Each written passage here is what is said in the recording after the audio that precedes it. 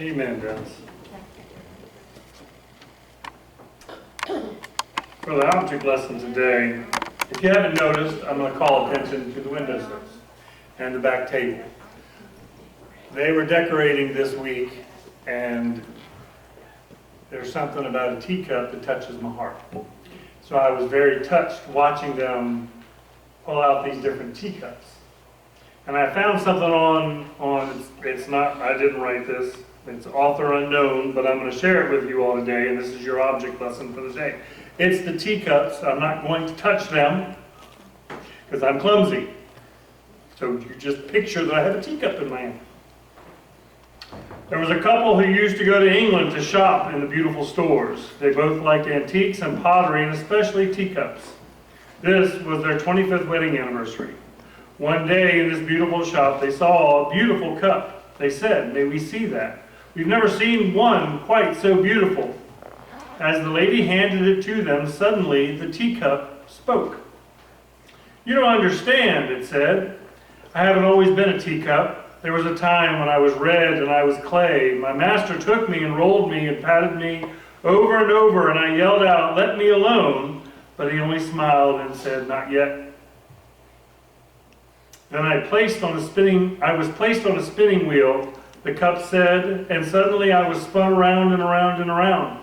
'Stop it, I'm getting dizzy,' I screamed. But the master only nodded and said, 'Not yet.' Then he put me in the oven. I never felt such heat," the teacup said. "I wondered why he wanted to burn me, and I yelled and knocked at the door. I could see him through the opening, and I could read his lips, and he shook his head and said, 'Not yet.' Finally, the door opened, and he put me on the shelf, and I began to cool. 'There, that's better,' I said, and he brushed and painted me all over. The fumes were horrible. I thought I would gag. 'Stop it,' I cried. He only nodded, 'Not yet.' Then suddenly he put me back in the oven, not like the first one. This was twice as hot, and I knew I would suffocate. I begged, I pleaded, I screamed, I cried. All the time I could see him through the opening, nodding his head, saying, 'Not yet.' Then I knew there wasn't any hope. I would never make it. I was ready to give up. But the door opened, and he took me out and placed me on the shelf. 1 hour later, he handed me a mirror and said, 'Look at yourself.' And I did. I said, 'That's not me. That couldn't be me. It's beautiful. I'm beautiful.' 'I want you to remember then,' he said. 'I know it hurts to be rolled and patted, but if I had left you alone, you'd have dried up. I know it made you dizzy to spin around on the wheel, but if I had stopped, you would have crumbled. I know it hurt and was hot and disagreeable in the oven, but if I hadn't put you there, you would have cracked.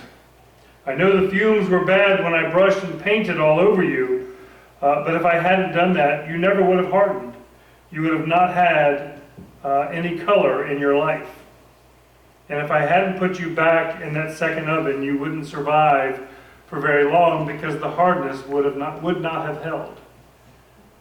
Now you are a finished product. You are what I had in mind when I first began with you." So this is not necessarily a tribute to moms, it's a tribute to you ladies. If you're not told, I'm telling you now, you're beautiful. You're beautiful in God's eyes, and in every single man in this room, you all are very beautiful.